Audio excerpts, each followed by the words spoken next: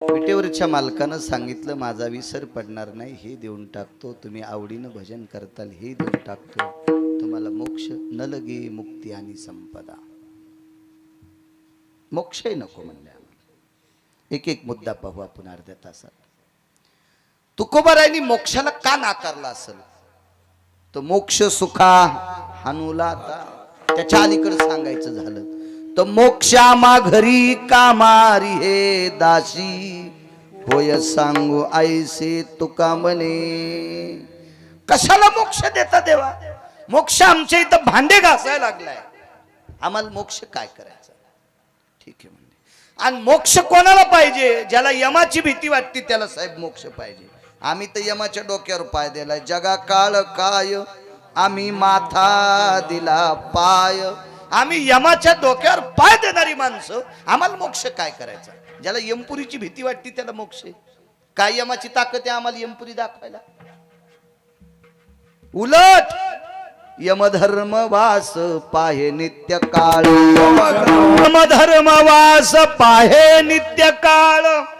मने धन्य वेळ भेटतीये. उलट निळोबाराय सांगतात यम चांगल्या संतांची वाट पाहतो आणि ज्या वेळेला साधू भेटतो साहेब ती वेळ यम धन्य म्हणून लिहून टाकतो. आज मला साधू भेटलाय. आणि यमाला सुद्धा साधूच्या दर्शनाची आस्था आहे. आणि मग साधूला मोक्ष काय करायचा? यमच जर पाय पडत असेल नामधारकाच्या, साधूचा दर्जा फार मोठा आहे. नित्य राम नाम गरजेवानी तीर्थे येती लोटांगणी. सुरवर लागती चरणी सवे यम पायवंदी. पैठणचे मालक सांगतात नित्य रे राम नाम गरजेवानी. अविरत जो भजन करतोय तीर्थे रे येती लोटांगणी. हे जेवढे तीर्थ आहेत तेवढे लोटांगण घालतात. सुरवर लागती चरणी सवे सवे यम पायवंदी. सर्व देवता पायावर लोळण घालतात आणि यम सुद्धा वंदन करतो. मग एवढा संतांचा अधिकार मोठा आहे, त्याला मोक्ष काय करायचा? तुकोबाराय म्हणजे नको आम्हाला मोक्ष. संतांना देवता सुद्धा नमस्कार करतात. इतकी मोठी ताकद आहे संत. नकोय मोक्ष न लगे मुक्ती आणि संपदा. इथं मात्र देवानं थोडस परीक्षा पाहिली. आणि विटेवरच्या मालकानं तुकोबारायला प्रश्न केला, तुकोबाराय तुम्ही पैसे का नको म्हणता? विश्वातला कोणता यावर पैशाशी होतोय? अर्थ नावाचा पुरुषार्थ सांगितला, मग तुम्ही का नको म्हणता? तुकोबारायनं सांगितलं जगातला कुठलाही यावर पैशाशी होत नसेल, पण मला नको, मला नको. बाकी भरपूर महाराज आहेत, गिरगावकरापासून सगळ्याची नाव सांगितले. आपण लोकांची कशाला वाभाडे काढायचे आहे का नाही? हो, आपली पेती उभ्यान ताकन दुसऱ्याची लावतो आड्याहून धाक. एक मन होती माझ्या लहानपणी.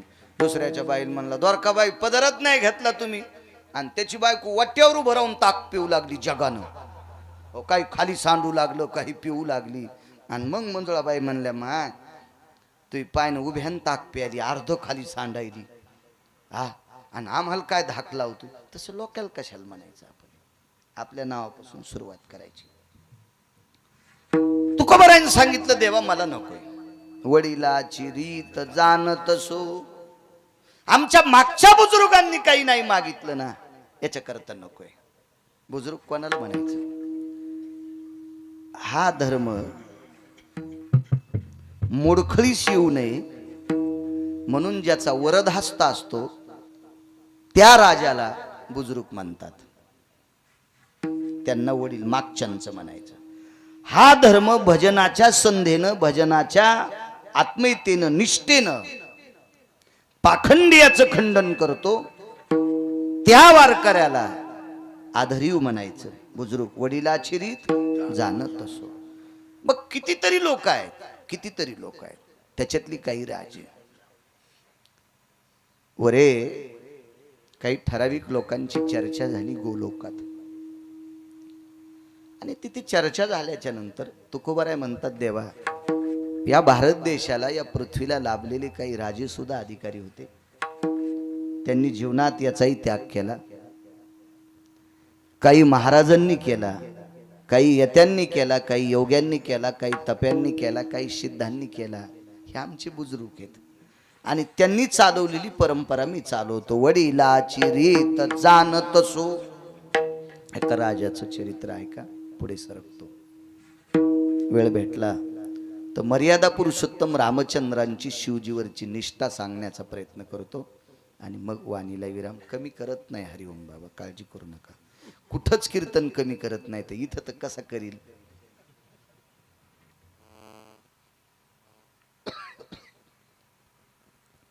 चर्चा झाली. एक फार अनुरागी राजा आहे.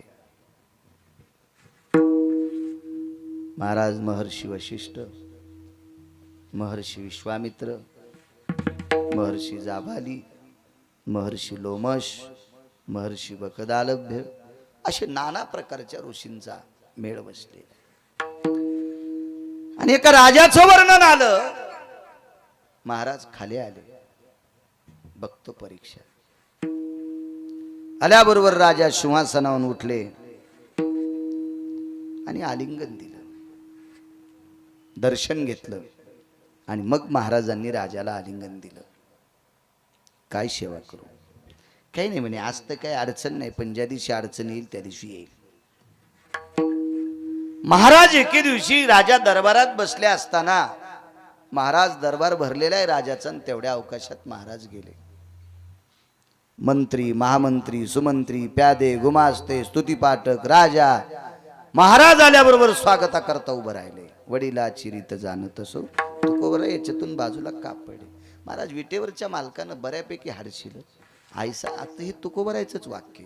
आयसा कोणी दावा हे जया नावडेन, कन्यापुत्र घोडे दारात नाही त्या सुटली द्रव्य लोभ माया, आणि भस्मदंड छाया तरुवराची. पैसा आवडत नाही जगात माणूस नाही, हे त्यांचे वाक्य. पण ते याच्यापासून अलिप्त आहे. कमळपत्र जळी जैसे. महाराज कमळाचं झाड पाण्यात जन्माला येतं, पाण्यावरच त्याची पानं असतात, पण पळड्याला पाण्याचा थेंब पाऱ्यासारखा संदिशी वगळून जातो, पाण्याचा स्पर्शच होऊ देत नाही. असं कमळाचं पान आहे. तशी काही माणसं अलिप्त कमळ जळी जैसे, अशी सत्यवादी माणसं असतात. ती प्रपंचात असो, ती व्यवहारात असो, ती परमार्थात असो, इतकं जीवन त्यांचं धुतल्या तांदळासारखं असतं.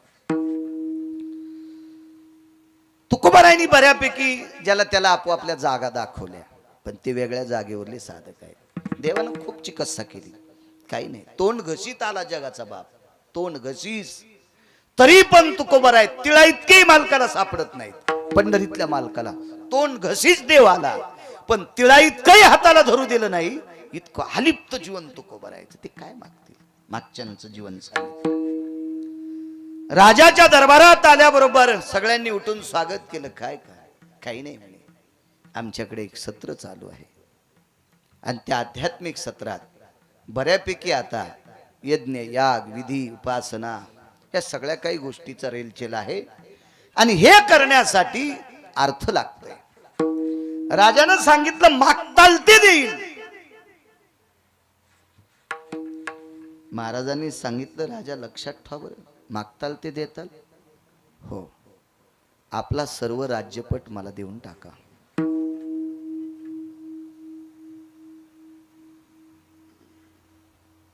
डोंगरे साहेब जिथपर्यंत त्या राजाचं राज्याची सीमा होती, हातावर पाणी घेतलं, भर सभेत संकल्प सोडून टाकला.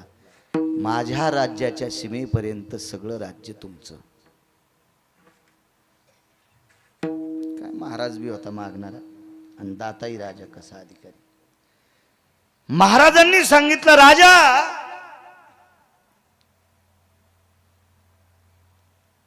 एखादं दान असेल ते दक्षिणेशिवाय पूर्ण होत नसतं. संकल्प सोडायचा होता ना, संकल्प सोडायचा तर त्याला दक्षिणा लागते. पूर्वीच्या काळात आदला, कवडी, दमडी, खडका, लालपई, डबल पैसा पाण्यात भिजून हातावर घ्यायचा, मग पाणी घ्यायचं आणि संकल्प सोडायचा. मग काहीतरी लागन की नाही संकल्प सोडल्यासाठी. प्रधानजी बुलाव खजिनदार को, खजिनदाराला बोलवा आणि एक गाडीभर सोनं घेऊन या. प्रधानजीकडे महाराजांनी बोट केलं, बस खाली, आता मी राजा आहे आणि तू महाप्रधान आहे. प्रधानजी म्हणले तुम्ही राजा, तुझ्या राजानं आता संकल्प सोडाय ना, राज्यपट कोणाला द्यालाय. महाराज त्या राजाने कानाला हात लावला, गुरुवर्य माफ करा, राज्यपट ज्या अर्थी तुम्हाला दान केलाय त्या अर्थी या राज्यातलं द्रव्य संकल्पात देता येत नसतं.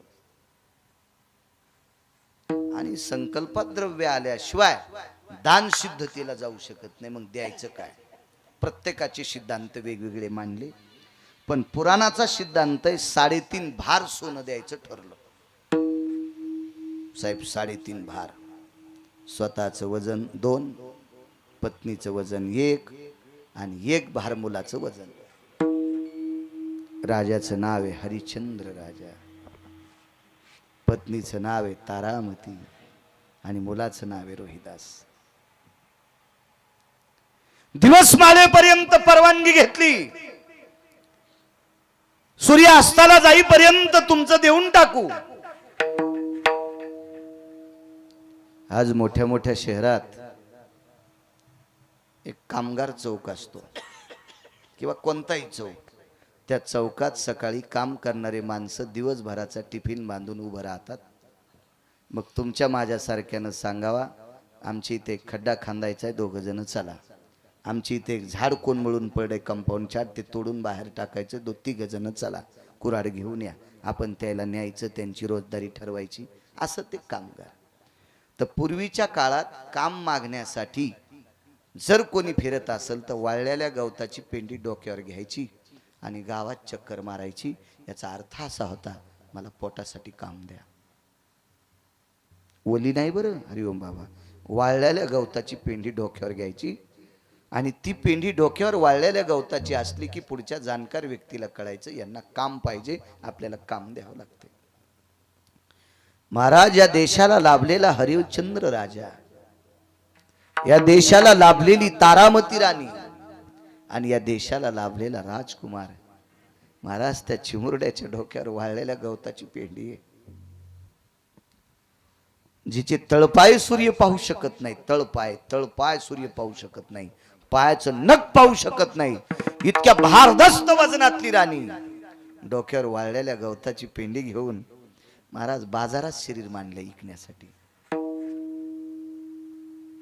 राजा हरिश्चंद्र, सत्वाचा सागर राजा हरिश्चंद्र, स्वप्नी समग्र दिधले दान. खरं तर हे स्वप्न पडलं होतं बरं, जागृतीत नाही. हे तुम्हाला कळण्यासाठी सांगितलंय. महाराज सकाळी आले आणि म्हणले, राजा मला दान दिलंय तू. राजे म्हणले कधी. मला स्वप्न पडलं होतं रात्रीच,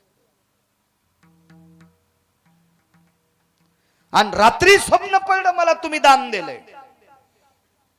राजानं सांगितलं, एवढ्या मोठ्या महात्म्याला पडेल स्वप्न खोटं नसतंय. हरिओम बाबा, बाळू महाराज गेला आणि एकाला म्हणला, रात्री आपला सौदा झाला, मी तुम्हाला पैसे देऊन टाकलेत, आता फक्त रजिस्ट्रीला चला. तर त्या माणसानं कुऱ्हाड बाहेर काढली दांड्यातली आणि दांड्याला तेल लावलं आणि तू घराच्या बाहेर होय. मी इतका नालायक नाही, मी तुम्हाला राग येईन म्हणून माझ्यावर घेतलंय, पण तुमचं सांगायलो हे ध्यानात ठेवा. मी इतका नालायक होय आणि मला काय गरज पडली एखाद्या भंगीऱ्याकडे जायची. होऊ शकते का साहेब असं?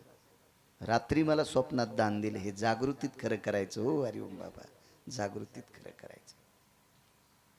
हे रस्त्यानं चाललेले आहेत. रस्त्यानं चालता चालता गावाच्या कडेला मशानभूमी होती, त्या मशानभूमीचं टेंडर एकाने घेतलं होतं. टेंडर म्हणजे गुत्तच ना,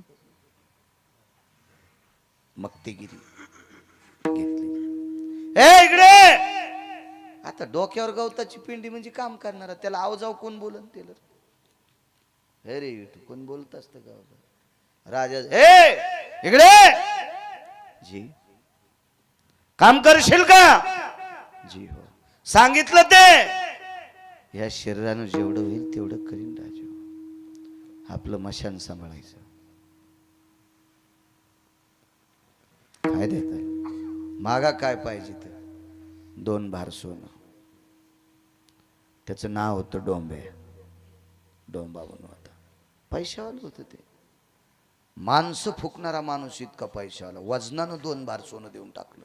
वजनानं मसन वाटा सांभाळणार. किती श्रीमंत.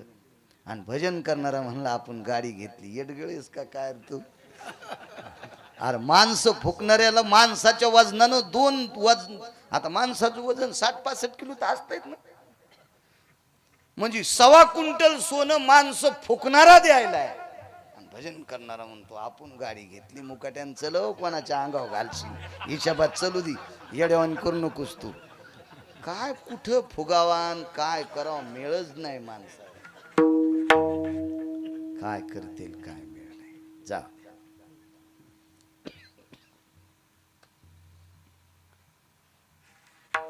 आपलं वैभव कुठं असतं नागरे बुवा.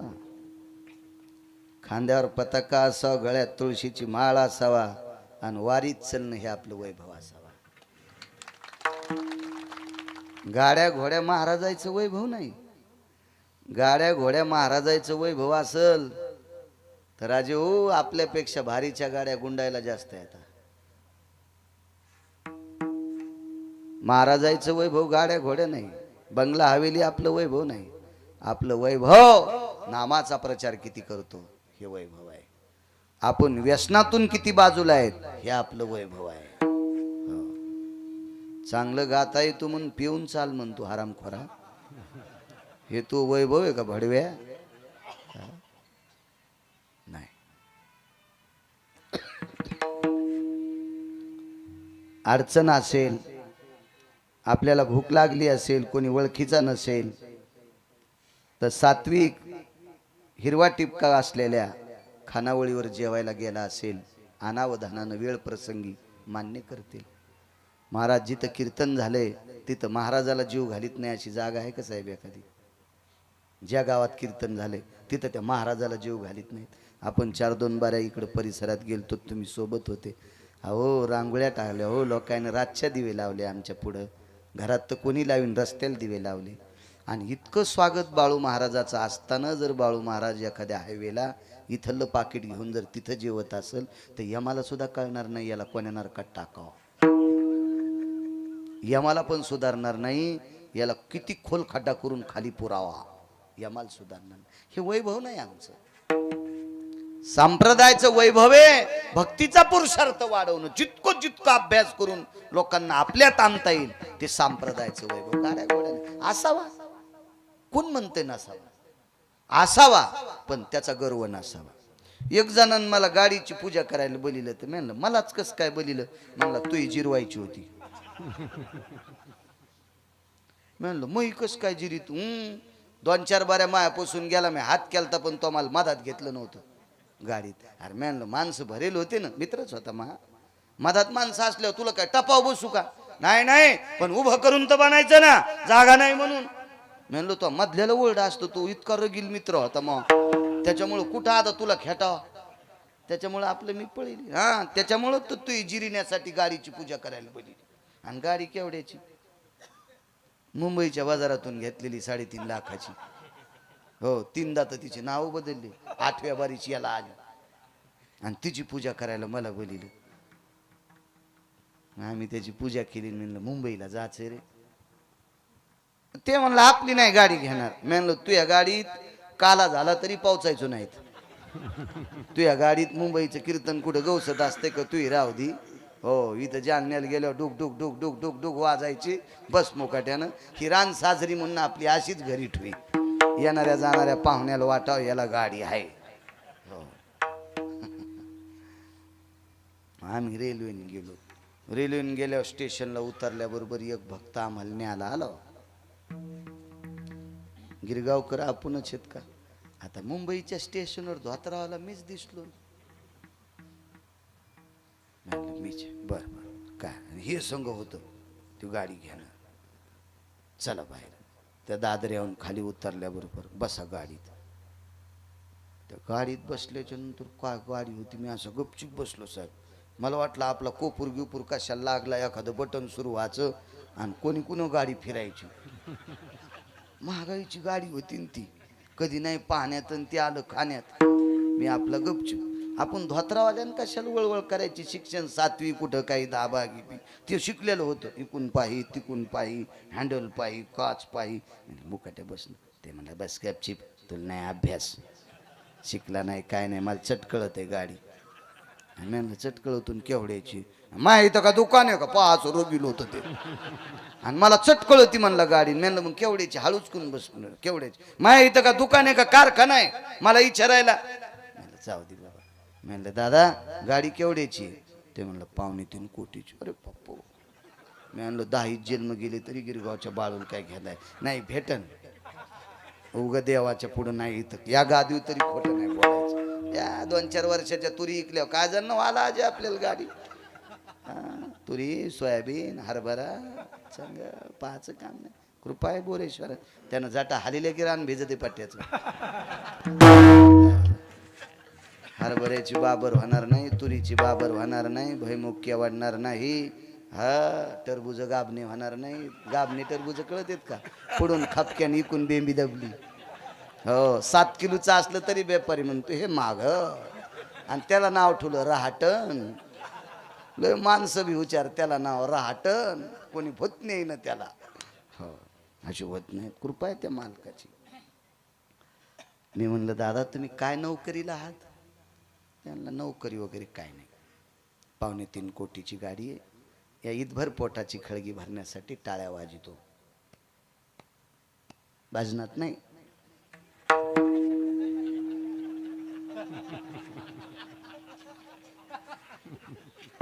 त्या आमच्या संचाल म्हणलं मही काय जिरी तू, याची जिरी हो.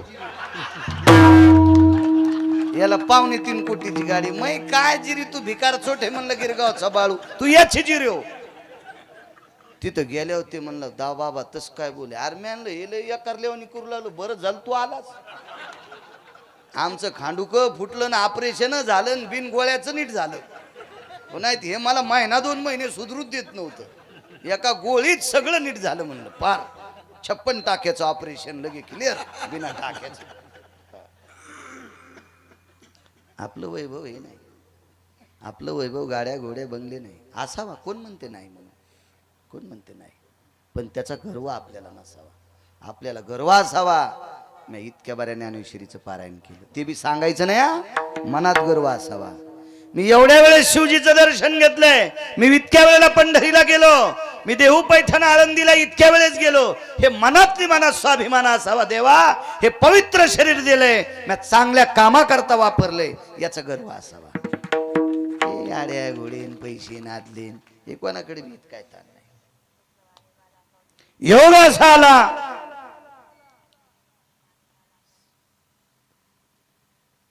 दोन भार सोनं देऊन टाकलं आणि प्रेत जाळण्यासाठी शरीर इकून टाकलं. मसन वाटत काम. डोंब्याला सांगितलं येतो उद्या कामाला, बायकोची पोराची वाट लावायची, म्हणजे कुठंतरी कामासाठी व्यवस्था लावायची. तितक्यात समोर गेल्याच्या नंतर एक बाजार भरलेला होता, आणि त्या बाजाराच्या कडेला हरिश्चंद्र राजाच्या डोक्यावरची पेंडी खाली टाकली. आता शरीर विकले कामासाठी, आता दोघांच्या डोक्यावर पेंडी गवताची. त्या बाजारामध्ये एक सात्विक सदाचारी पुण्यशील व्यक्ती दर्भ ऐकण्यासाठी आलता. दर्भ पितृपंधरवाडा चालू होता. दर्भ ऐकायला आला. वडीला चिरीत जाणत असो, तो कोबरा याच्यातून बाजूला पड, नकोय.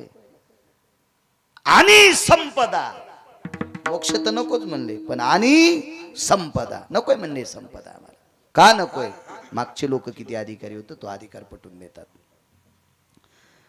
आणि मग एक ती दर्भ विकणारी व्यक्ती आली, प्रचंड श्रीमंत व्यक्ती. पण पूर्वीच्या काळातले 500 एकरवाली माणसं वय झाल्यावर पण रिकामे बसत नव्हते. मुंगशाच्या दोऱ्या, गोफन तयार करायची, मुंगशे तयार करायचे, जोते तयार करायचे, कासरा तयार करायचा, आगुंड्या तयार करायच्या, पोळ्याचा साज तयार करायचा.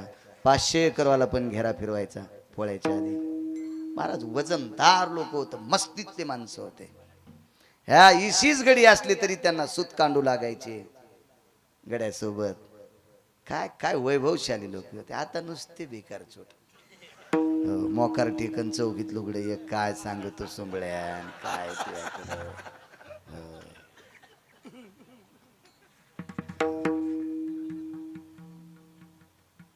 चट दागिने खाताडाला बँकेत ठुले आणि बँटेकचे घालून वरी फिरायली लग्नामध्ये.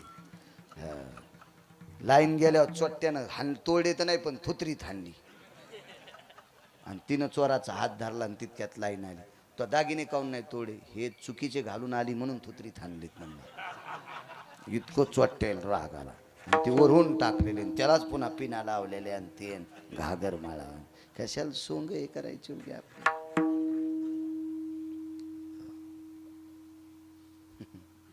7 दिवस कीर्तनाला नाही, 8व्या दिवशी काल्याला नाही. हो, एक जण असं मोठं ब्रासलेट घालून इकडं नुकती वाटा. मॅनला याला हाणार रूम न्यायच्या हाता. हे आता आला इथं नुकती वाढायला सांगायला. ते बोटन गिटन वय तिकडं. 7 दिवस तुला कीर्तनाचा पत्ता नाही, काय नाही काय नाही. आता पंक्ती फिरायला. वा वा वा तुम्ही आलात का. ते पहिल्यापासून हे तूच आज आलात, तू हा दिवा माग राहू दे. काय नाटकेच लोक सगळे भलते. फार विचित्र कारभार झाला. मला पान पान फुलवा. पप्याची माय नीट बोल ना तुला, तुला पान फुलवा आला. आमच्या गोळ्या संपल्या तू. हे पागल झाले लोक. योग असा आला. दर्भ विकणारा माणूस. हरी का नाम पेटका धंदा न करे मूर्खांदा. मरेपर्यंत माणसानं काम करत राहायचं. आपण कर्मभूमीवर आलो. प्रपंचातल्या माणसानं मरेपर्यंत काम करायचं, शेवटच्या श्वासापर्यंत. भजनही करायचं आणि कामही करायचं, रिकामं बसायचंच नाही. दर्भ विकणारा माणूस श्रीमंत किती होता पा. डोंब्यानं 2 भार सोनं दिलंय. 2 भार. मसनवाटा सांभाळणारा माणूस. तर तिथला सात्विक माणूस दर्भ ऐकणारा किती अधिकारी असेल. तो पूजेचं साहित्य ऐकणारा माणूस होता. दर्भ म्हणजे पिंडाचं साहित्य. पाहिल्याबरोबर बघितलं, बाजाराच्या कोपऱ्यावर उभी आहे माऊली. डोक्यावरची गवताची पेंडी खाली टेकली, प्रणाम केला. महाराज, मी हरिश्चंद्र राजाची पत्नी आहे. वा माय, तुमच्यावर ही वेळ. घडेला वृत्तांत सांगितला. आता 2.5 भार सोनं पाहिजे. शरीर कामासाठी देऊन टाकते. घरी गेला, पत्नीला सांगितलं, ज्या राजा हरिश्चंद्राच्या कुटुंबाने आपल्याला लेकरा इतकं प्रेम केलं, त्या कुटुंबावर वाईट वेळ आली ग. आपलं द्रव्य खर्च करून त्या माऊलीला आपल्या घरी आणू. दोघही पती पत्नी आले. 1 भार सोनं देऊन टाकलं हरिओम बाबा. गवताची पेंडी पायाखाली पडली. 1/2 भार सोन्याची गरज आहे.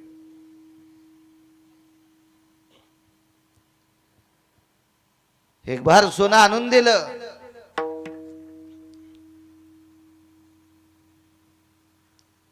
काय काम करावं लागेल. काही नाही करायचं. माय, तू दिलेल्या द्रव्याने आमचा संसार सुखाचा चालतो. आमच्या इथं सोन्याचा धूर निघतोय. माय, तुझ्यासारख्या पवित्र माऊलीला आम्ही काम लावून कुठं पाप फेडावा. एकच काम कर, आमचं देवघर सारवी जाय. देवघर सारवी जाय. राजाची पत्नी, हरिश्चंद्र राजाची. हरिश्चंद्र राजाने बाजूला तोंड केलं. भगवंताचं चिंतन करून डोळ्यातून अश्रू उपसाबुक्षी काढे. देवा, किती दयाळू आहेस रे. माझ्या पवित्र पत्नीला चांगल्याचं घर सापडलंय. देवघर सारवायचं काम सापडे. देवघरातली भांडी घासायचं काम. देवाचा पाण्याचा तांब्या असेल, पंचपाळा असेल, देवाचं फुलपात्र असेल, नैवेद्याचं ताट असेल, हे घासायची कामं लागली. त्या व्यक्तीने सांगितलं, आई साहेब, आमच्या कोणाचाही कपडा धुवायचा नाही, आमचं अंगण सारवायचं नाही. फार काही झालं तर तुळशी वृंदावनापाशी सडा टाकी जा. दुसरं आमचं काम करायचं नाही. ठीक आहे म्हणजे.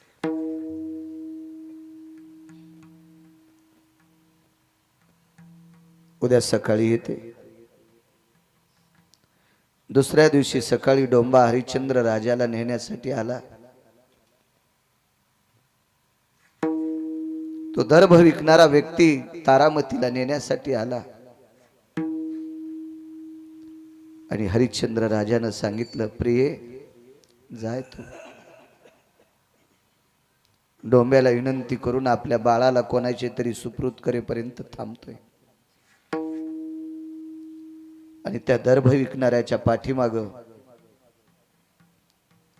त्याची पत्नी चालत होती आणि त्याच्या पत्नीच्या पाठीमाग या विश्वाला, या पवित्र देशाला लाभलेला हरिश्चंद्र राजाची पत्नी चालत होती, तारामती.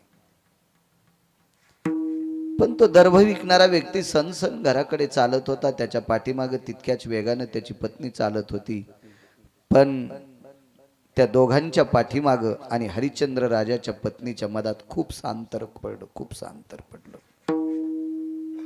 वळून पाहिलं तर पाठीमागे आवाज दिला, स्वामी काय ग?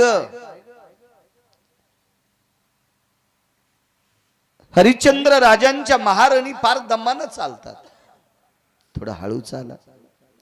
त्यानं हळू चालायला सुरुवात केली, तरी पण अंतर जास्त पडलं. दोघं पती पत्नी वापस आले आणि हरिश्चंद्र राजाच्या पत्नीला विचारलं, माय आमची इथं काम करायला यावं वाटत नाही. आता माझ्याकडे पाणी नाही, मी संकल्प सोडला असता, पण घरी गेल्यावर मी संकल्प सोडतो. माझी माय, तुझ्या राज्यात आईतकं प्रेम आम्हाला दिलं ग तुम्ही. माझ्या घरचं देवघर सारवायचं नाही, माझ्या दारात तुळशी वृंदावनापाशी सडा टाकायचा नाही. बाई, माझ्याकडे जी दासी आहे का, ती दासी तुला आंघोळीला पाणी टाकी जाईल. तुम्ही जेवलेलं ताट सुद्धा धुवायचं नाही. माझ्या पोटच्या लेकी इतकं तुम्हाला सांभाळतो, पण प्रसन्नपणानं माझ्या घरी चाल. तरी पण पावलं उचलत नव्हते. पुन्हा एकदा ती व्यक्ती आणि त्याची पत्नी वापस आली आणि विचारलं, तारामती बाई साहेब, चालण्यासाठी काय त्रास आहे? काही नाही म्हणे. हो, त्रास एकच आहे, मालकाला मसनवाटा सांभाळायचं काम भेटलं ते पुरुष येतं ढकेल. माझ्या मालकाचा भक्तीचा पुरुषार्थ, माझ्या आई वडिलांचं पुण्य, सासू सासऱ्यांचं पुण्य एक वटलं. मला तुमच्या सारख्या साधूच्या घरची भाकरी खाण्यासाठी भेटती, माझं पुण्य. दुःख एका गोष्टीचं आहे, माझा बाळ डोक्यावर गवताची पेंडी घेऊन बसलेला आहे, त्याला कोणाचं घर सापडलं याचं दुःख वाटतंय. कोणाच्या घरी जाईल तो? म्हणून माझ्या वासराकडे बघून माझे पाय ओढत नाही तो. माझं बाळ आहे तो, रोहिदास माझा पुत्र आहे. पती पत्नी थोडेसे बाजूला सरकले, एकांतात विचार केला, एवढं जर आपण करत असू तर अर्धभार सोनं द्यायला काय हरकत आहे? या तिघाईत मिळून 3.5 भार द्यायचं होतं. कोणाचं किती आलं असेल ते पुराण सांगेल. कधी कधी माझ्याच्यानं चुकही होऊ शकते सांगण्यात, पण 3.5 भार सोनं द्यायचं होतं. आपल्याकडे किती द्रव्य आहे? घरातलं सर्व द्रव्य एकवटलं आणि राहिलेल्या द्रव्यात हरिश्चंद्र राजाचा पुत्र सुद्धा विकत घेतला.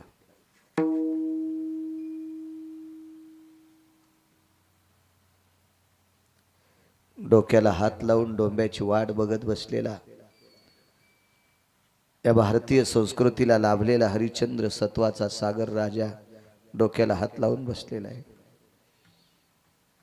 आईनं खुनवल्याबरोबर मुलगा जवळ आला, बिलगून धरलं, उकसाबुकशी रडली. बाळा, आपल्या दोघांचं काय दैव असेल, तुझ्या बाबाच्या आशीर्वादानं आपल्याला सात्विक घरची भाकरी खायला भेटणार. माईनं तोंडावून हात फिरिला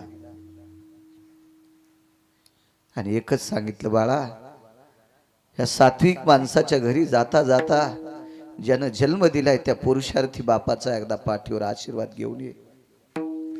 आणि रोहिदास हरिश्चंद्र राजांकडे गेला. डोक्याला हात लावून खिन्नावस्थेत बसलेल्या राजाच्या पायावर डोकं ठेवलं.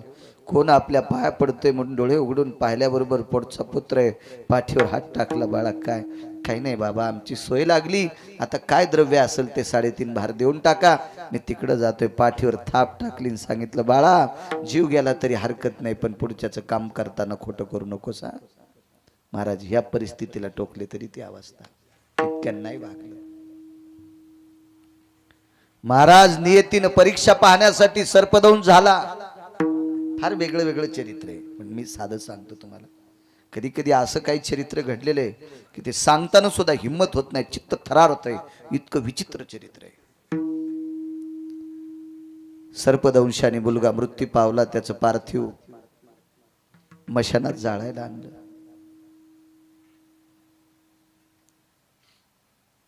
कोण आपण? मी तारामती. कोणाच्या बाळाचं प्रेत आहे? आपल्या रोहिदासाचं आहे.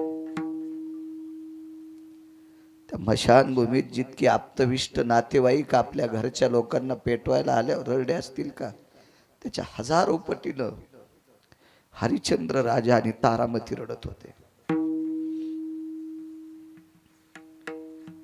काय करायचं ग? याचा अंत्यविधी करायचा आहे. हरिश्चंद्र राजानं सांगितलं, भारतीय संस्कृतीनुसार, वेदशास्त्र पुराण प्रणालीनुसार पार्थिवाला कफन घातल्याशिवाय अंत्यविधी करता येत नाही. शेवटचा पोशाख, त्याला आपण कफन म्हणतो हिंदी भाषेत, आणि आपल्या भाषेत प्रेत वस्त्र म्हणतो. त्याला रंग नसला पाहिजे. प्रेतावर टाकायचं वस्त्र असतं ते धोतरच असतं, पण आपल्या धोतराला काठ असतो, त्याला काठ नसतो. प्रकाश बुवा, वस्त्र पाहिजे. चिमुरडे कशा का रंगाचं आसन वस्त्र असं अंगावर एकच पातळ होतं. हरिश्चंद्र राजा डोंब्याच्या घरी मशान सांभाळत असताना फक्त कमरेला पंचा होता, उपरण सुद्धा नव्हतं. जाऊ दे ग, ह्या डोंब्याच्या हातापाया पडून एखादा 5-10 दिवस आगू पुन्हा काम करीन, पण अनामत न घेता याचा अंत्यविधी मी करतो ग. पण याला वस्त्र आहे का? तेवढ्या अवकाशात एक भिल्ल स्त्री, तिच्या कुटुंबातली 10-5 लोक, तिची सुनबाई, 1-2 सुना, ती स्वतः डोक्यावर लाकडं घेऊन डोंब्याकडे विकायला आलते. पण रानावनात काट्या कुट्यात काम करणाऱ्या त्या स्त्रीला गुडघ्याच्या वरी वस्त्र होतं. गुडघ्याच्या वरी वस्त्र होतं, गुडघ्याच्या वरी. महाराज हरिश्चंद्र राजाच्या पत्नीनं त्यांच्या जीवनातला व्यवहार पाहला. ते सरपण विकत घेतलं, ते निघून गेले, आणि निघून गेल्याच्या नंतर तारामतीनं आपल्या पतीला सांगितलं, स्वामी मी राजकन्या आहे आणि एका राजाची पत्नी आहे. मोठ्या कुळातली, मोठ्या व्यवहारातली, याच्याकरता रीत नाही वाटली. रानावनात काट्या कुट्यात काम करणाऱ्या भिल्ल स्त्रीला गुडघ्यापासून वरी वस्त्र आहे, बाकी सगळं अंग झाकलेले, गुडघ्यापासून खाली पाय उघडे येत. मी एक केलं तर नाही जमणार. माझ्या अंगावरच्या पातळातलं, नेसत्या पदरातलं 2 हात पातळ फाडून काढते, फक्त परिणाम इतका होईल, पाय घोळ नेसत्यापासून गुडघ्यापासून वरी पातळ नेसते, सर्व अंग झाकून घेते, आणि माझ्या पातळातलं, नेसत्या पदरातलं, पांघरत्या नाही कारण कपाळावर कुंकू जिवंत होतं, नेसत्या पदरातलं 2 हात कपडा काढून आपल्या बाळाला त्याचं कफन करू. राजो काय प्रसंग असेल, ज्यानं स्वतःचा राजपट दान करावा आणि पुढची वरची दक्षिणा देण्यासाठी स्वतःचं जीवन विकावा, ज्याच्या बायकोला पूर्ण वस्त्र घालायला भेटत नाहीत, पण एका तिळा इतकी सुद्धा धर्माच्या बाह्यकृतीतली चूक केली नाही. तुकोबाराय म्हणतात, आम्ही त्या कुळातली माणसं आहेत. आम्ही या पवित्र देशातल्या राजा महाराजांनी, साधूंनी, योग्यांनी, सत्पुरुषांनी केलेल्या अनुकरणातली माणसं आहेत. वडिलाची रीत जाणत असो, न लगे मुक्ती आणि संपदा. नकोय म्हणले देवा, नकोय. किती मोठी माणसं. अंगदानं लंकेचा त्याग करावा, वडिलाची रीत जाणत असो. किती मोठी पुरुषार्थी लोक मागची होती. मागणी या संतांची मोठ्या श्रद्धेनं चालत असलेला हा महाशिवरात्रीचा पर्वणीचा पर्व काळ भगवान बोरेश्वराच्या कृपेने गेल्या वर्षी प्रसादाची सेवा आणि आजचं कीर्तन माझ्याकडे आदरणीय हरिओम बाबांच्या अध्यक्षतेत मला मिळते। भगवान बोरेश्वराच्या सानिध्यात माझ्या अल्पशा मतीने अल्पशा वाणीने बडबड करण्याचा योग मला मिळते, ते माझं परम भाग्य। काय पुरुषार्थ आहे महाराज, ह्या शिवरात्रीतल्या उपवासाचा पारण्याचा काय पुरुषार्थ आहे। एक मुद्दा मांडतो तुमच्या पुढे। या विश्वनाथाची केलेली साधना किती टोकाची असते। भगवान मर्यादा पुरुषोत्तम रामचंद्रांना लंकेत प्रवेश करायचा, लंकेत हरिओम बाबा। तर लंकेत प्रवेश करून युद्ध करायचंय।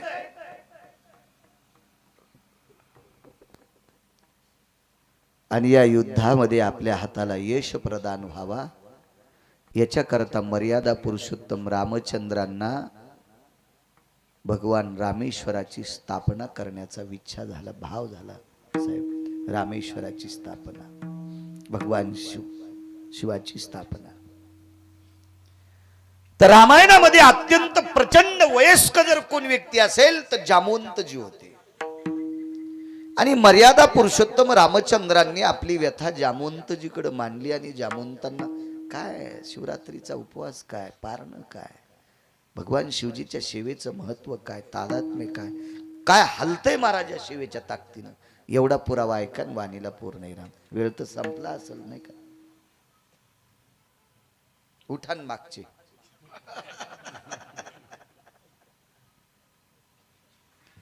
एक वर्ष आठवतं का हरिओम बाबा तुम्हाला? चालू कीर्तनात पाऊस आला आणि पाऊस उघाडा। सगळी लोक निघायच्या टायमाला मी म्हणलं मी आता प्रवचन करतो, माणसं तसेच बसले बुट खाली घेऊ। मंडपात पाणी वगळलं होतं, बुट घेतले बसायला खाली, कोणी चप्पल घेतल्या, बसली होती माणसं। महाराज इतकी निष्ठा आहे बोरेश्वरावर तुमची। मी 10-5 मिनिटं जर बोललो तर काय मग मीटर जाळणार आहे का? त्या मालकाची सेवा आहे, त्या मालकाची।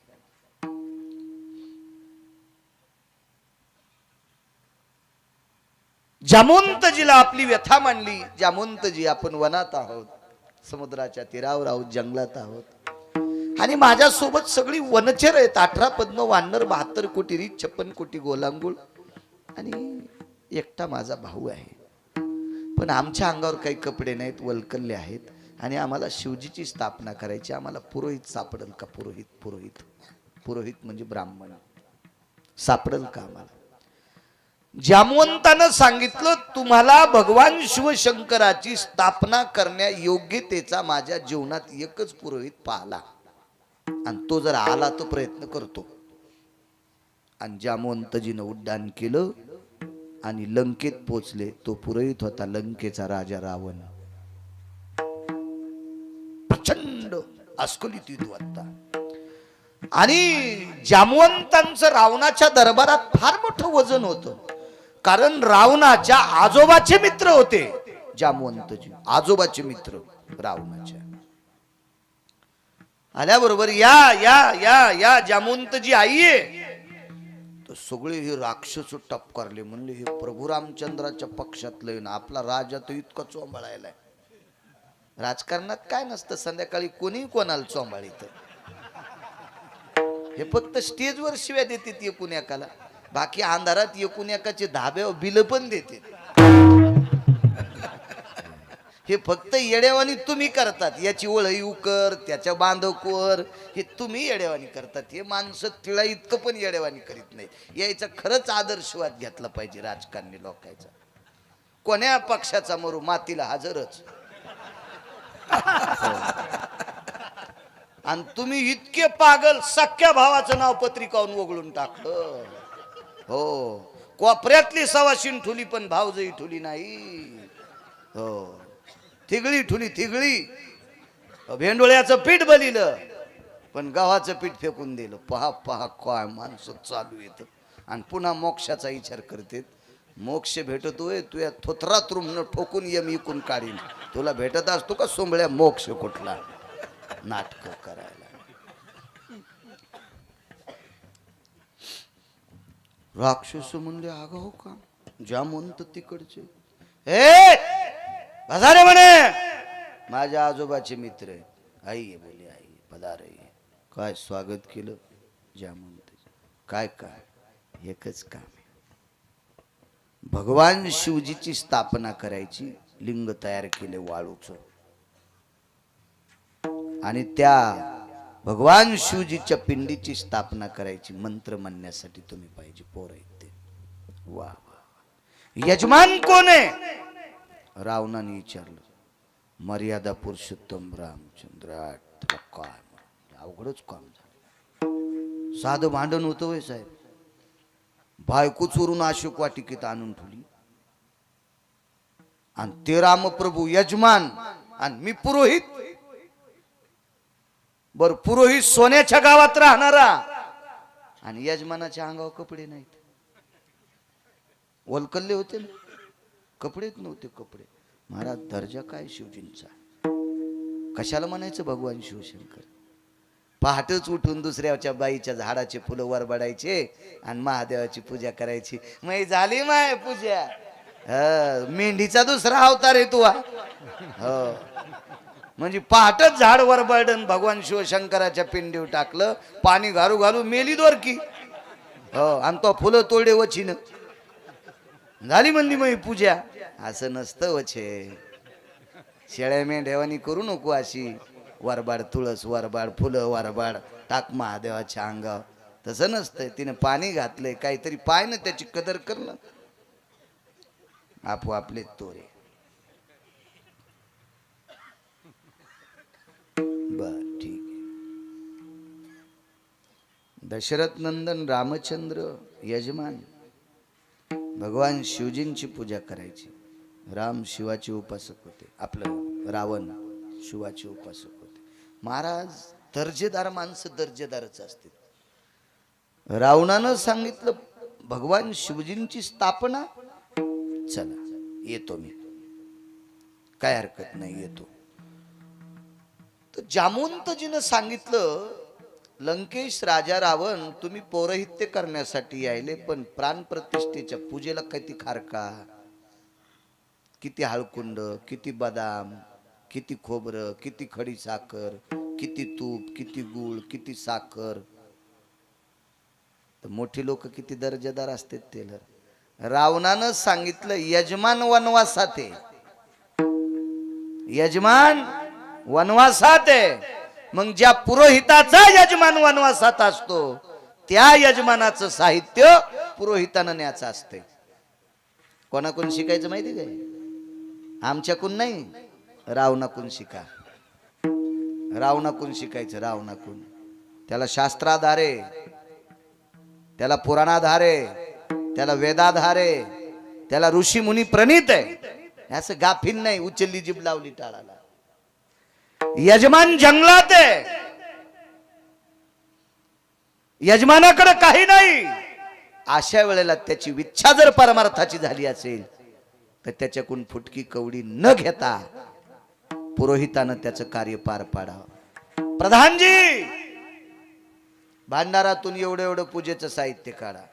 दिलं पाठवून तिकडे. बसायला पाट सह सोन्याची. पूजाला यजमानाला बसायला पाट सोन्याची पाठवून दिले. आणि रावण स्वतःच्या 6 पत्न्या विमानात बसिले. त्याला किती हजार होते हो? किती होते आजे? 80,000. 80,000 बायकापैकी 6 बायका विमानात बसिल्या. आपण दुसऱ्या विमानात आणि 2 विमान अशोक वाटिकेत गेले. आणि सीतेला सांगितलं सीते तुझ्या मालकाला भगवान शिवशंकराची पूजा करायची आणि बायको जिवंत असताना यजमानाला एकट्याला पूजेला बसता येत नाही. आणि तशी पूजा करणारा मी पुरोहित नाही. कोण म्हणते माहिती? रावण. ते का तुमच्या मायासारखा महाराज होता का? कसं धकूनच घेऊ, हो धकूनच. मी सत्यनारायणाला गेलो, एक जणाच्या लग्नाचा सत्यनारायण. ते म्हणला महाराज मला गडबडे, जरा उभाट्याच करा, भोयटे आऊत हाणूच नका, जरा उभाट्याच. मी सत्यनारायणाच्या पूजेचाच केळीचा पिल काढा आणि उरफाटा केला.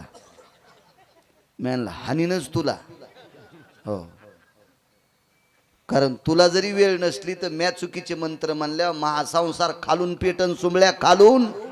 हा, त्याच्यापेक्षा ह्यो बी करू नको, तू सुनता करण तिकडे बोंबलत जाय. ते म्हणलं आगाऊच महाराज आहे. म्हणलं या आगाऊच आहे, याच्या नको ना दिला. महाराज माणसं तत्वशील आहेत, त्याच्यामुळं देश टिकून आहे. तुमच्या माझ्यासारख्या भंगिऱ्यामुळे देश टिकून नाही. आम्ही एक जणाची इथं पूजेला गेलो, इतकं आळशी माणूस, आम्हाला एक कमी पडलं, आम्ही त्याला नेलं, ते आमच्या नशिबाने ते भेटलं. इतकं आळशी की झोपू झोपू गादी कनारत होती. हो, गादी एके दिवशी उसनू लागली. म्हणलं माणसं सगळे उठले आणि उसनायलं कोण? तर गादी म्हणली मीच कनायले, मला कुठंतरी उन्हाला टाका तर मी सुधरण. हो, हे माया अंगावर झोपू झोपू अशी चोपून टाकली गादी. मला झटकून वारवशिन्या रे. गादी म्हणली मला नाही तर मरते मी. पहा किती आळशी. आणि ते आमच्या संग पूजेला. पूजा आटपली सगळी, मग शेवटीचा आरतीचा टाइम. आणि ते यजमान बी असं भेटलं आम्हाला खैस. ते म्हणलं आपल्या बोरचं बी पूजन करा. बोरची पूजा केली आणि म्हणला महाराज मला 3 घरचं बुडता आले. आणि मग 350 गंगापैकी एक गंगा पंढरपुरामध्ये. सकल तीर्थे घडती एक वेळा, चंद्रभागा डोळा देखली. ती दुसती पाहिली की सगळे तीर्थ घडते. अहो तुमच्या माझ्यासारख्या पापेनं आंघोळ केल्यावर गंगा पण मळून जातात, आणि मळालेल्या गंगा शुद्ध होण्यासाठी पंढरपूरला येतात.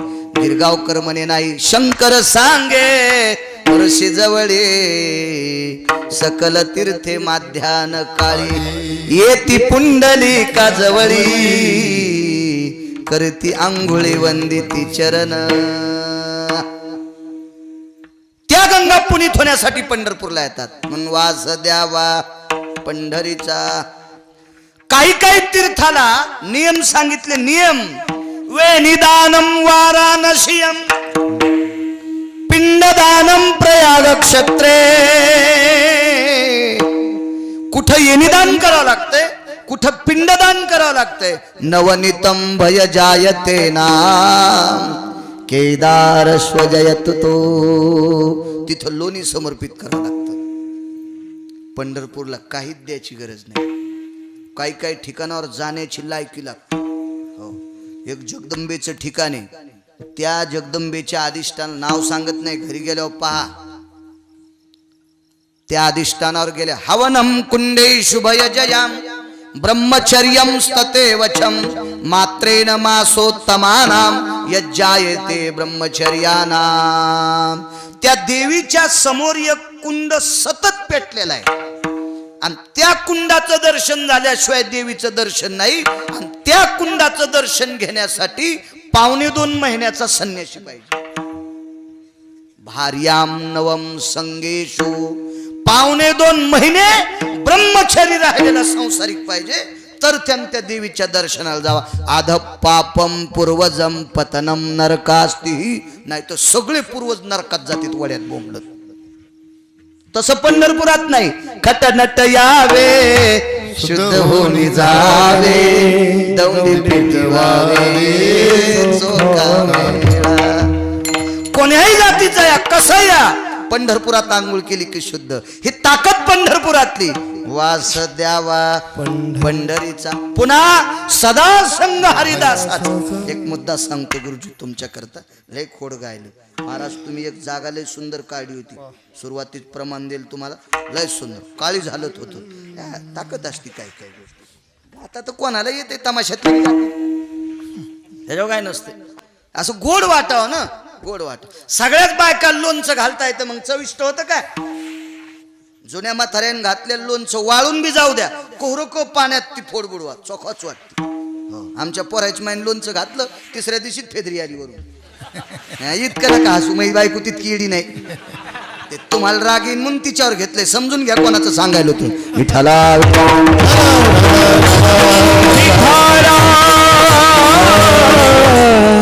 सगळ्याच वाटलं येडी जगानी.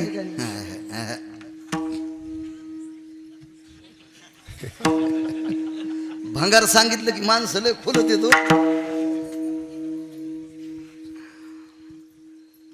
सदा संग हरिदासाचा. इतकंच बघायचं बुवा. आता पुढचं राहू द्या, आता पुन्हा कधी आल्या बघू. नागरे बुवा हे वकील लय भारी, जर सागाव करा ना. बैठकीतच कान फुगली मी. पुन्हा हे गावातले महाराज माझ्याकडे आधीच पाठवून दिले. जर सागाव करा. का संतांची संगती मागितली नामदेवरायनं? एक सुखदेव नावाचे साधू होऊन गेले. संतांची संगती किती मोठी बघा. अहोरात्र जगाच्या मालकाचं भजन केलं. घडलेल्या वृत्तांत सांगतोय. मला संत चरित्र वाचण्याचा नाद आहे कैलास बाबा. आणि संत चरित्र पंढरपुरातल्या मालकाला आवडते. जे भक्त चरित्राते प्रशंसिते ते माझा आवडती निरुते प्राणाही परुते. प्राणापेक्षा संत चरित्र देवाला आवडते. मग पंढरपुरातल्या मालकाला जे आवडतं ते सांगायचं.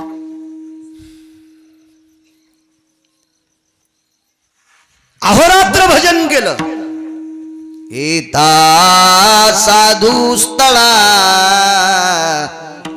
घेत दर्शनाचा गुरळा. एक शपथ पुरा घरी साधू आला आश्रमावर की त्या साधूचं दर्शन घ्यायचं. अहोरात्र भजन. कालांतरानं वय झालं. संतांच्या संगतीची ताकद किती मोठी बघा. तसे साधू अधिकारीच, पण महत्व संतांच्या बाबतीत दिलं. थकलं जरा म्हणजे म्हातारपण जवळ आलं. आता चाल मात्र भागवायची. सगळ्या फक्त महाराज तुम्हा दोघायला प्रमाण राहिले तर एक प्रमाण देतो तुम्हाला आता जाता जाता. त्याच्यामुळेच मी बोट करीत असतो. सगळ्याला प्रमाण दिलं पाहिजे. हो, महाराजाला गाता जरी आलं तरी हे कशासाठी येतं? नवरदेवाच्या माईनं वजनात राहा. नवी साडी नेसवून पदरात इतके इतके तांदूळ बांधायचे, मळवट भरायचं आणि फिरायचं. हीच झाडून घेऊन जाणूसा झाडू लागली.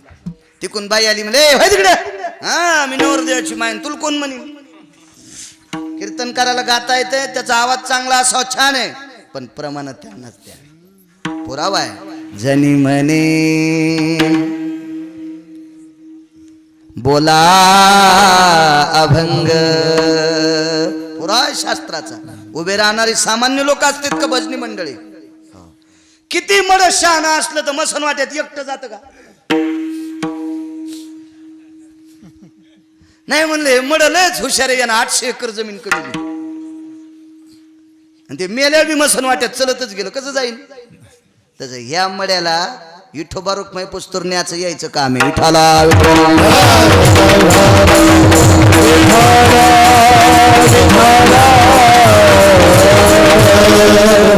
जुनी माणसं येतात सगळी, जुनी मजा येते. वा,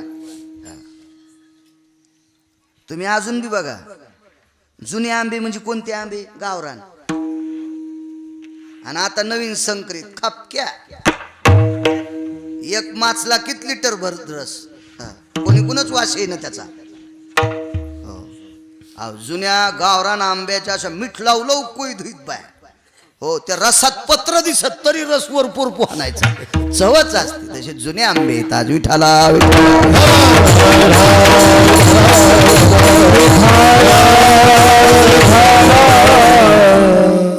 शेवटचा काळ जवळ आला सुखदेवांचा. भागवतातले सुखदेव नाही, सुखदास नावाची एक व्यक्ती होती.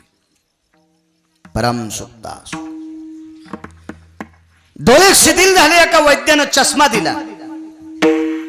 थकले. एक व्यक्ती डब्बा घेऊन आला. भक्त, बाबा मी तुम्हाला जेवायला डब्बा आणलाय.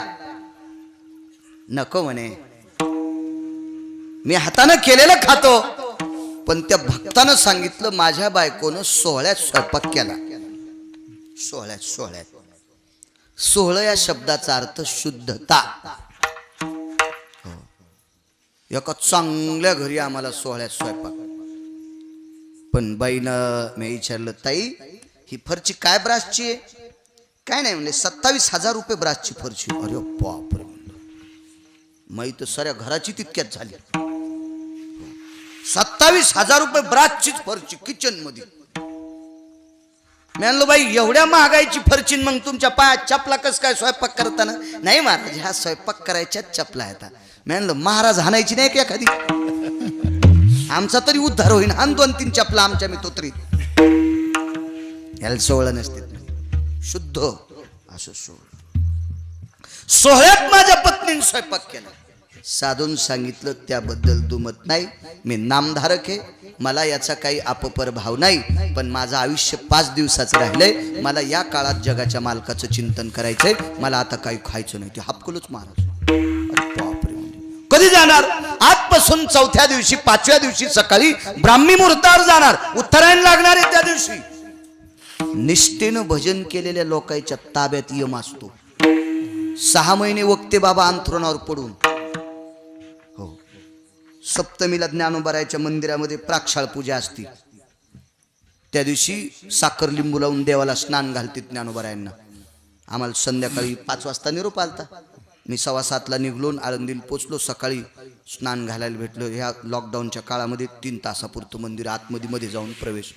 आणि बाहेर आलो की निरोप मिळाला, नामनिष्ठ धर्मभास्कर वक्ते बाबा विश्वात्म्यात विलीन झाले. मी लगेच याला म्हणलं, उत्तरायण सुरू झाले. काय ताकद! 6 महिने बाजावर खेळणारी व्यक्ती, पण उत्तरायण लागल्याशिवाय गेली नाही. ही नामाची ताकद, निष्ठेची ताकद, धर्म जोपासण्याची ताकद. अशी महात्मे काय काय. तसा आहे एक महात्मा. अरे त्या दिवशी उत्तरायण लागणार आहे, सकाळी ब्राह्मी मुहूर्तावर मला जायचंय. सदा संग हरिदासाचा. संतांची संगती कशा करतात? मग सगळ्या भक्तगणांना माहीत झालं. लाखो लोक त्या आश्रमावर जमा झाले. जमा झाल्याच्या नंतर उद्या सकाळी बाबा जाणार. काही रडत होते, काही प्रश्न करीत होते. दुःख वाटलं सगळ्यांना. एका निष्ठावंत भक्ताने विचारलं, बाबा तुमचं उद्या देहावसान झाल्याच्या नंतर पुढची क्रिया काय? काय नाही, एकच क्रिया. माझ्यावर तुम्ही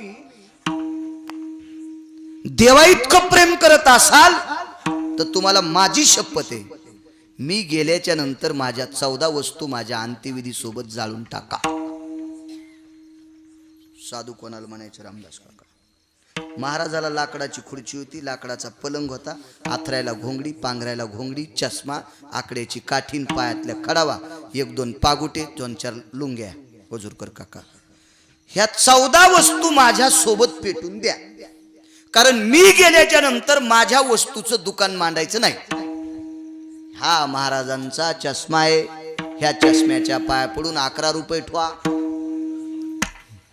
असं दुकान मांडायचं नाही. सगळ्या वस्तू माझ्या पेटून द्यायच्या. ठीक आहे म्हणले, काय हरकत नाही. 1:30-2 वाजला गोवर्धन भाऊ. तेवढ्या काळात एका भक्ताने विचारलं, बाबा उद्या आम्ही तुमचा अंत्यविधी करू, पण तुमची समाधी कुठं करायची? म्हाताऱ्याचं चिंतन चालू होतं महात्म्याचं. त्या महात्म्यानं सांगितलं, माझी समाधी करता कशाची? मी स्पर्श केलेल्या वस्तू सगळ्या तुम्ही फुकून देणार आहेत, मग समाधी करता कशाची? तर दुसरा शिष्य म्हणला, तुमच्या आस्तीची. तुम्ही जाळल्याच्या नंतर तुमची आस्ती राहते ना, त्याची आस्ती. मग सापाड्या तर करा, सापाड्या तर करा. नाही म्हणले जळाल्या तरी ती राख, ती जरी सापडली तर करा. संतांची संगती, नामस्मरणाचं साधन. ही लोक किती अधिकारी असतात संत, म्हणून यांच्या संगतीमध्ये वासना संपून जाते. वासनेचे संत चरण रज लागता सहज, वासनेचे बीज जळून जाय. पण अशी संतांची संगती पाहिजे. पहाटे पहाटे महाराजांचं देहावसान झालं ब्राह्मी मुहूर्तावर. दुपारी 2 वाजता माध्याने दिवाकरम, दुपारी सूर्य, त्यावेळेला अंत्यविधी झाला. सगळा भक्तगण शोक सागरात बुडाला, वापस आले. 3ऱ्या दिवशी अस्थि संचयाचा कार्यक्रम, आपण त्याला राख सावडणी म्हणतो. या कार्यक्रमासाठी जे जे अंत्यविधीला आले नाही ते सर्व लोक आपापले वाहन करून सज्ज, आपल्याला आश्रमावर जायचंय. पवित्र गंगेच्या पात्रात महाराजांचा अंत्यविधी झाला. आपले हात राखीला लागले पाहिजे, आपलं शरीर पवित्र होईल. ज्या दिवशी अंत्यविधी झाला त्या दिवशी रात्री 1 वाजता शरीराला लागलेला अग्नी तो निखरा बोलत होता. जगदानंद कंद जगतपते. महाराजाचं जळतं शरीर बोलत होतं. हाडं जळून राख झालेली होती. तो अग्नी बोलत होता. जगदानंद कंद जगतपते, अहोरात्र तुझं भजन केलंय देवा, अहोरात्र तुझं भजन केलंय. एक लक्षात ठेव जगदानंद कंद जगतपते, माझ्या सानिध्यात आलेल्या प्रत्येक वारकऱ्याच्या पायावर हे कपाळ टेकले. माझ्या घरी आलेल्या प्रत्येक साधूच्या पायाचं चरण तीर्थ या जिभेवर पडले. देवा अख्खं जीवन तुझं भजन केलं आणि तुझं भजन जर निष्ठेनं केलं असेल आणि तुझ्या भजनानं आणि संतांच्या संगतीत हे शरीर जर पवित्र झालं असेल, याच्यामध्ये तिळ मात्र वासना नसेल, तर एकच तुला विनंती करतो, वासना अंगाला गुंडाळलेल्या माणसाचे हात माझ्या राखीला लागू देऊ नको. वाक्य नीट ऐका. देवा अख्खं जीवन भजन केलंय, आलेल्या साधूचं दर्शन घेतलंय आणि अशा प्रक्रियेनं माझं जीवन वासना विरहित आहे असं जर 100% असेल तर उद्या वासनेनं भरलेली हात माझ्या पवित्र राखेला लागू देऊ नको असा अग्नी बोलत होता. महाराजाच्या शरीराला जाळलेला त्याला भडा अग्नी म्हणतात. सदासंग हरिदासाचा गुरुजी त्यावेळेला जगाचा मालक बोलत होता.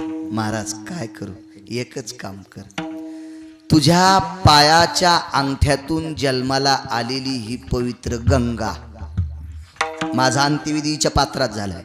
मग हिला एकच सांग, तुझ्या पायाच्या अंगठ्यातून जन्माला आली ना, तू हिला सांग देवा माझ्या लेकराला पोटात घे, माझ्या लेकराला पोटात घे, पोटात घे. तर जगाच्या मालकीनं गंगेला सांगितलं, जीवनभर माझं भजन केलं, निष्पाप आहे, याला घे पोटात.